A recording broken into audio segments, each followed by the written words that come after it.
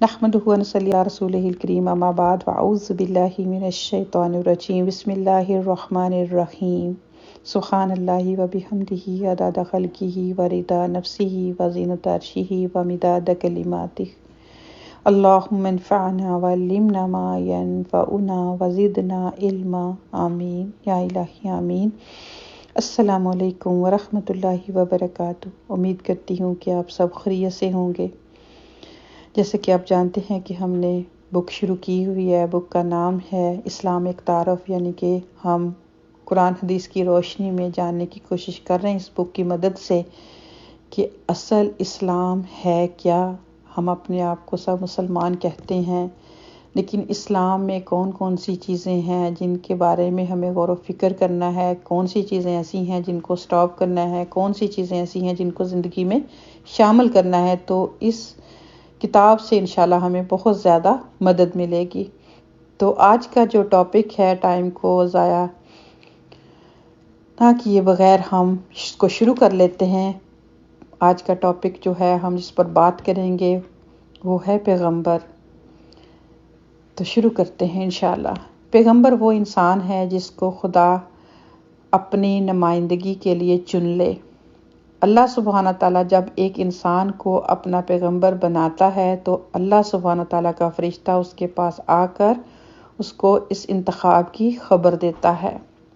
یعنی کہ اللہ سبحانہ تعالیٰ، جیسے ہم جانتے ہیں کہ اللہ سبحانہ تعالیٰ کی طرف سے کثیر تعداد میں جو ہے وہ پیغمبر آئے، کچھ کا اللہ سبحانہ تعالیٰ نے قرآن پاک میں ذکر کیا، کچھ کا نہیں کیا، لیکن ہمیں قرآن سے ہی پتہ چلتا ہے کہ کوئی ایسی بستی نہیں گزری جس میں کہ اللہ سبحانہ تعالیٰ نے اپنا میسج پہنچانے کے لیے اپنے بندوں میں سے چنا نہ ہو۔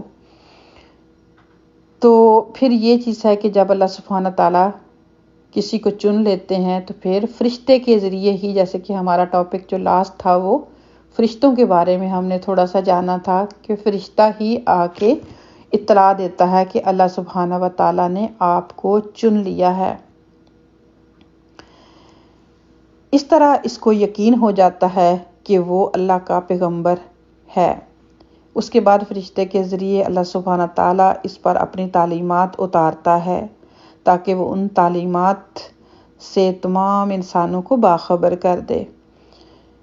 پیغمبر گویا اللہ سبحانہ تعالیٰ اور انسان کے درمیان ہوتا ہے، وہ اللہ سبحانہ تعالیٰ سے لے کر انسانوں تک پہنچاتا ہے۔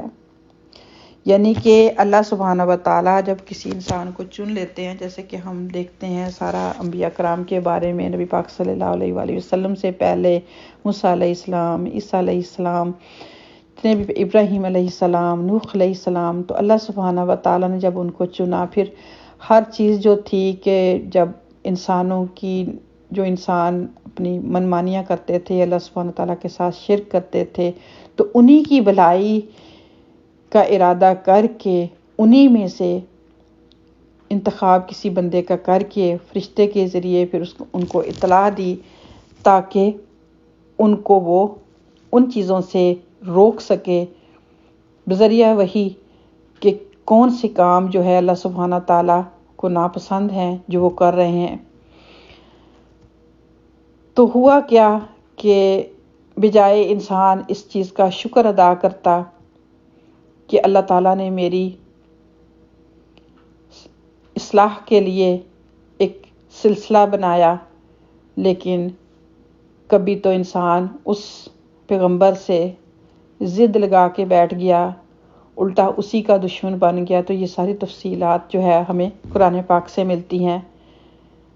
ہم زیادہ نہیں تو ہم دیکھیں ابھی نبی پاک صلی اللہ علیہ وآلہ وسلم کی لائف کو ہی دیکھتے ہیں کہ اللہ سبحانہ تعالیٰ نے جب 40 ایئرز کی زندگی جو مکہ والوں کے درمیان گزری تھی، صادق اور امین کے نام سے آپ صلی اللہ علیہ وسلم کو جانتے تھے، لیکن یوں ہی اللہ سبحانہ تعالیٰ نے ان کو چنا تو پھر کیا ہوا کہ سبھی جو تھے آپ صلی اللہ علیہ وسلم کے اگینسٹ ہو گئے۔ تو اسی طرح اللہ سبحانہ تعالیٰ کا یہ سلسلہ جو تھا، پھر قرآن پاک جو ہے اب ہمارے پاس ہے، اب انبیاء کرام کا سلسلہ ختم ہو گیا، لیکن یہ کتاب، فائنل کتاب جو تھی قرآن پاک، اس میں سارا بگیننگ ٹو اینڈ یعنی کہ شروع سے لے کے سارا ذکر جو تھا نبی پاک صلی اللہ علیہ وسلم، جبریل امین جو کہ فرشتے ہیں، ہم سب جانتے ہیں سب سے بڑے، تو وہ ان کے ذریعے ہم تک پہنچا دیا۔ اب ہمارا کام کرنے کا کیا ہے کہ اس کو پڑھیں، اس کو سمجھیں اور آگے پہنچائیں۔ امت محمدیہ کی ویسے بھی صلی اللہ علیہ وسلم ڈیوٹی یہی ہے، لیکن کیا ہے کہ ہم خود ہی سے آہستہ آہستہ جو ہے وہ دور ہو گئے۔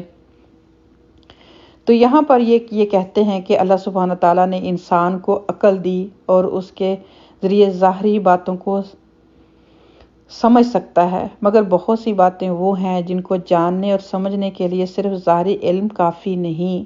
خود موجودہ دنیا کے بارے میں زیادہ گہری حقیقتیں انسان کی عقلی گرفت میں نہیں آتی، اور جہاں تک اللہ سبحانہ تعالیٰ اور عالم آخرت کا معاملہ ہے، وہ مکمل طور پر نہ دکھائی دینے والی دنیا سے تعلق رکھتا ہے۔ اس بنا پر وہ انسان کے عقلی ادراک سے باہر ہے۔ پیغمبر یہ کرتا ہے کہ وہ انسان کو اس کمی کو پورا کرتا ہے، وہ اشیاء کی حقیقت کو بتاتا ہے، وہ آخرت کی دنیا کی خبر دیتا ہے۔ اس طرح وہ انسان کو اس قابل بناتا ہے کہ وہ علم شعور کی پوری روشنی میں اپنی زندگی کا نقشہ بنائے اور اس کے مطابق کامیاب زندگی تعمیر کرے۔ انسان جب سے دنیا میں آباد ہوا، اسی وقت سے پیغمبر بھی آنا شروع ہو گئے، اور وہ ہر زمانے میں انسان کو اللہ سبحانہ تعالیٰ کی باتیں بتاتے رہے۔ تاہم قدیم زمانے میں آنے والے پیغمبروں کا ریکارڈ باقی نہیں رہا۔ بعد کے حالات نے ان کی شخصیت کو بھی غیر تاریخی بنا دیا اور ان کی کتابوں کو بھی تاریخی طور پر غیر مستند۔ آخر میں اللہ سبحانہ تعالیٰ نے محمد صلی اللہ علیہ وسلم کو اپنا پیغمبر بنایا۔ آپ اس وقت پیدا ہوئے جب کہ دنیا میں دور تاریخ آ چکا تھا۔ اسی کے ساتھ جلد ہی بعد وہ دور شروع ہونے والا تھا جس کو پریس کا زمانہ کہا جاتا ہے۔ اس طرح آپ صلی اللہ علیہ وسلم کو موافق اسباب ملے جنہوں نے آپ کو ایک مسلمہ شخصیت بنا دیا۔ اس طرح آپ کی لائی ہوئی کتاب محفوظ پریس کے دور میں داخل ہو گئی، یعنی کہ قرآن پاک۔ اس کے بعد یہ امکان ہی ختم ہو گیا کہ آپ کی لائی ہوئی کتاب میں کوئی تبدیلی کی جا سکے۔ محمد صلی اللہ علیہ وسلم اللہ سبحانہ تعالیٰ کے آخری رسول ہیں اور قیامت تک دنیا میں اللہ سبحانہ تعالیٰ کے واحد جو ہے وہ نمائندے ہیں۔ تو یہ تھا تھوڑا سا تعارف جو ہم نے دیکھا کہ ہم سب جانتے ہیں، بچپن سے سنتے آ رہے ہیں پیغمبروں کا سلسلہ کس طرح سے ہوا۔ یہاں پر تھوڑا سا انہوں نے تعارف کروایا کہ پیچھے مقصد کیا تھا، کہ بہت ساری چیزیں ہوتی ہیں کہ جو کہ انسان، جیسے کہ ہم ظاہری چیزیں تو ہم دیکھتے ہیں، اب جیسے کہ قرآن پاک کے ذریعے ہمیں پتہ چلتا ہے، پہلے کے حالات بھی پتہ چلتے ہیں، اور آنے والے جب تک آگے کی جو زندگی ہے، برزخ کی زندگی ہے، پھر اسی طرح قیامت کے دن کیا ہوگا، پھر گناہوں کے بارے میں اللہ سبحانہ تعالیٰ نے نبی پاک صلی اللہ علیہ وسلم کو بھی، پھر پہلے پیغمبروں کو بھی یہ ساری چیزیں بتائیں۔ لیکن جس نے نہیں ماننا تھا نہیں مانا، جس نے مان لیا اس نے اپنا ہی فائدہ کیا۔ پیغمبر اپنی ڈیوٹیز کر کے چلے گئے، اور خاص جیسے ابھی ہم نے دیکھا کہ ہم خوش قسمت ہیں کہ ہم نبی پاک صلی اللہ علیہ وسلم کی امت سے ہیں۔ تو اب یہ امت محمدیہ صلی اللہ علیہ وسلم کی ڈیوٹی ہے کہ اس کام کو لے کر آگے چلیں، جو اس سے آشنا نہیں ہے ان تک پہنچائیں، جن کے پاس جس چیز کی بھی کمی ہے اس کو پوری کرنے کی کوشش خلوص کے ساتھ بغیر کسی لالچ کے کریں۔ تو اگر ہمیں کوئی چیز جس کے بارے میں ہمیں علم نہیں ہوتا، اگر کوئی ہمیں بتاتا ہے تو ہمارا کام ہے اس کو ہم ٹھنڈے دل سے سنیں اور پھر غور و فکر کریں اور سب سے بہترین چیز قرآن اور حدیث ہے. اگر ہم اس کے ساتھ جڑ جائیں گے تو پھر ہمیں کوئی بھی سیدھے راستے سے ہٹا نہیں سکتا.